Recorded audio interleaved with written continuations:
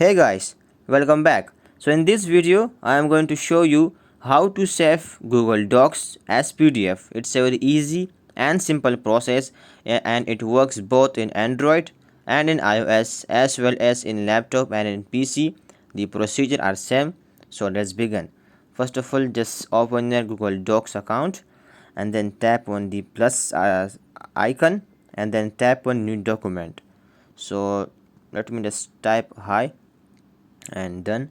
If you have an essay and you want it to be converted into a PDF, so I will show you. It's a very easy process. So just tap on the three dot and then tap on share and export and then just tap on send a copy, and as you can see on the second option it says PDF document.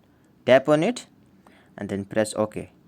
So then if you want to share on WhatsApp or in Telegram, so it's up to you.